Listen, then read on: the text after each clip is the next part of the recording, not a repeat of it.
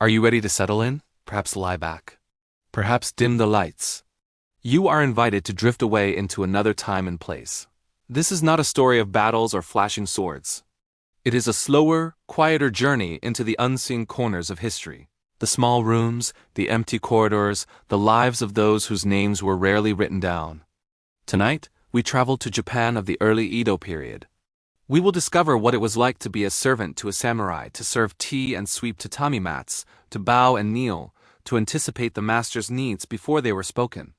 We will also follow the story of Tokugawa Ieyasu, a boy who began as a political hostage and rose to shape an entire era.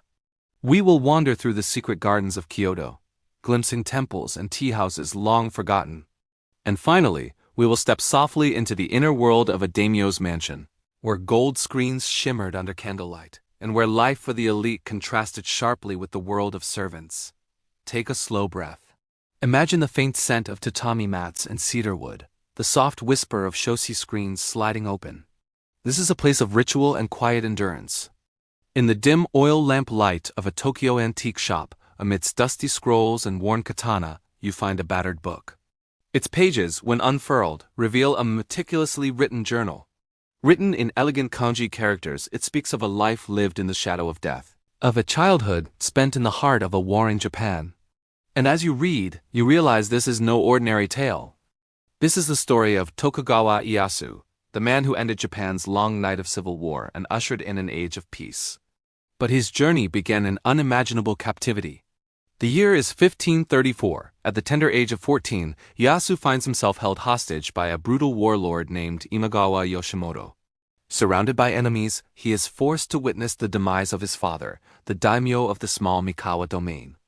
With each passing day, Ieyasu's spirit is tested. He is forced to don women's clothing, a humiliation only rivaled by the knowledge that his own father initially surrendered his lands rather than see them fall into enemy hands. But even in this dark chapter, the seeds of ambition are sown. Ieyasu vows that if ever he is freed, he will carve his own path to glory. His opportunity comes sooner than expected. The cunning Oda Nobunaga, a rising star in the chaotic world of Japanese warlords, orchestrates a daring campaign, rescuing Ieyasu and using him as a pawn to further his own designs. For 3 years, Ieyasu lives under Nobunaga's watchful eye, learning the arts of statecraft and warfare. But their alliance is a fragile one. And when Nobunaga turns his attention to conquering the ancient capital of Kyoto, Ieyasu sees an opportunity to strike out on his own. With Nobunaga distracted, Ieyasu makes his move, seizing key territories and establishing his own power base. Yet the road to dominance is fraught with peril. Rivals like the Shimazu and Mori clans seek to prevent Ieyasu from uniting the disparate domains of eastern Japan under his banner. Decades of civil war have left the country in ruins, and Ieyasu knows that lasting peace can only be achieved through absolute control. So he wages relentless war, employing innovative tactics and forging strategic alliances. Slowly but surely, he edges closer to his goal. By 1600, his victories at the pivotal battles of Sekigahara and at the siege of Osaka have secured his supremacy. At last, Japan's long and bloody civil war is brought to an end. Ieyasu, now the undisputed ruler of Japan, wasted no time in cementing his dynasty. He established a new capital at Edo, now Tokyo, and implemented sweeping reforms that centralized power, standardized the economy, and above all, ended the era of the warring states. In doing so, he not only reshaped the political landscape of Japan, but also set the stage for its future as a major world power. And so the tale of Tokugawa Ieyasu, the boy who rose from the ashes of war to become a legendary leader, serves as a potent reminder that even in the darkest chapters of our history, hope and resilience can pave the way to extraordinary destinies. Now imagine stepping into a bustling Japanese city, the neon lights of Tokyo blurring into the twilight. Above you, a highway roars, crisscrossing with bullet trains thundering between cities. The air hums with the thrum of industry, the distant chime of temple bells mingling with the murmur of countless voices. Around you, sleek skyscrapers touch the clouds, their glass facades reflecting a million dreams. Yet amidst this frenetic energy, there's a tranquility that beckons, a serene oasis where the spirit of ancient Japan lingers. To find it, follow the gentle gurgling of a nearby fountain and push aside a paper screen. Ah, here it is, the tranquil beauty of a traditional Japanese garden. Here, amidst carefully raked gravel, miniature mountains, and carefully pruned pines, you find solace. In the meticulously manicured grounds of Tokyo's Shinjuku-gyo National Garden, time seems to stand still. You can almost hear the whisper of silk kimonos brushing against moss and the echo of ancient poetry echoing in the breeze. And as you lose yourself in this green sanctuary, you can't help but wonder, how does one maintain such serenity amidst the chaos?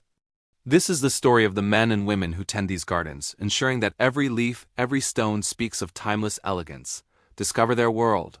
Delve into the profound rituals that make this garden more than just a landscape. It's a testament to the enduring spirit of Japan. This is more than a garden. It's a journey through the heart of Japanese culture. Will you take the first step? In the heart of Tokyo, amidst the bustling streets and neon lights, lies a sanctuary of tranquility, a place where time seems to stand still. It is a traditional Japanese garden, meticulously designed to evoke a sense of harmony and balance with nature. As you step through the entrance, the sounds of the city fade away, replaced by the gentle rustling of leaves and the tranquil murmur of a nearby waterfall. Before you stretches a carpet of emerald green, dotted with carefully placed rocks and adorned with a variety of plants and trees. Each element in the garden is precisely positioned to create a sense of depth and draw your gaze to the beauty that lies beyond. You wander along winding paths, allowing your mind to wander freely as you contemplate the intricate design and the symbolism embedded in every detail. A small bridge beckons you to cross a miniature stream, its surface reflecting the sky above, creating a sense of continuity between the natural and human worlds. As you explore further, you come across a traditional tea house, its thatched roof blending seamlessly with the surrounding foliage. The sight of matcha, the powdered green tea, evokes a sense of serenity, inviting you to pause and savor the moment. But there's more to this garden than meets the eye. It holds secrets from Japan's past, whispers of ancient traditions and philosophies that have shaped the nation's culture. You learn about the art of bonsai, the practice of growing and shaping trees into miniature forms, and the symbolism associated with different plants and trees. As the sun begins its descent, casting long shadows across the garden, you find yourself drawn to a secluded spot where a master gardener tends to his plants with utmost care and precision. He speaks to you about the importance of balance, harmony, and simplicity, the guiding principles of Japanese gardening. With a heavy heart, you say your goodbyes and leave the garden, carrying with you the sense of peace and tranquility that has enveloped you. As you re-enter the bustling city, you do so with a renewed appreciation for the beauty that surrounds you. The noise and chaos now seem distant, and you find solace in the memories of the serene moments you experienced in the heart of Kyoto. In the next segment, we invite you to step into the shoes of an ancient Japanese craftsman where the creation of a timeless treasure awaits. Before we part ways, we have a favor to ask. If you've enjoyed this journey through Japan's hidden wonders, please don't keep it to yourself. Share the joy with your friends and loved ones. It's just a simple way to support us and ensure that the magic of these hidden gems continues to unfold for everyone. Now, picture yourself wandering through Kyoto in the early Edo period. The bustling sounds of the marketplace fade as you slip away into quieter streets. You find a wooden gate, slightly ajar, and step through into a hidden garden. The air is cooler here. The faint scent of moss and wet stone rises around you. Bamboo sways gently in the breeze, and a narrow path of stepping stones leads you toward a small wooden tea house. A single chime rings softly as you pass beneath its eaves.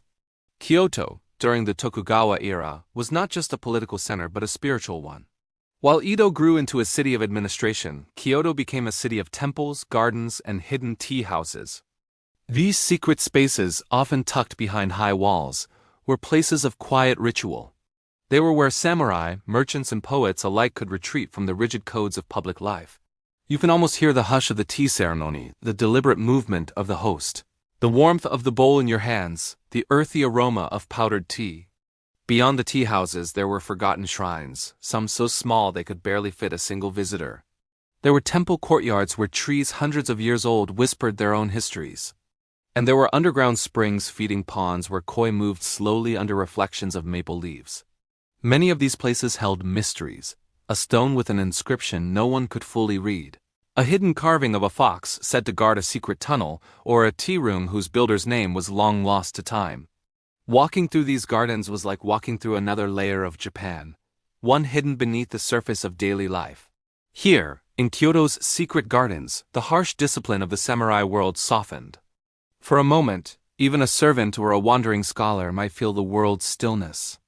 And as you stand in this imagined garden, listening to the water's quiet trickle, you can sense the hidden heartbeat of Tokugawa Japan, not in battles or decrees, but in moss-covered stones and fading incense. Hello everyone, welcome back to the channel. Now imagine you are a samurai, but not a samurai of war and conquest, a samurai of the long Tokugawa peace. You were raised with the sword, taught to kneel before your lord, drilled in the codes of loyalty and self-control. But when you came of age, the wars had ended. There were no castles to defend, no rival armies to face. You wake in a small wooden house, glance at your daisho, the paired swords hanging on the wall. But today there is no enemy to fight, no glory to win. Your day is filled with writing letters, learning calligraphy, teaching a merchant's son, or working in the office of a local domain. Your sword is now more symbol than weapon. Many samurai of the Tokugawa era lived in a kind of quiet displacement. Trained to die for honor, but required to live for paperwork. Promised status and reward, yet often facing shrinking stipends and creeping poverty. Some drifted into small trades, opened fencing schools, or sold pottery on the side streets of Edo. This was a slow erosion, a different kind of death, without blood. Yet in this twilight, a new type of samurai emerged, men of the pen as well as the sword. They became teachers, philosophers, and cultural architects.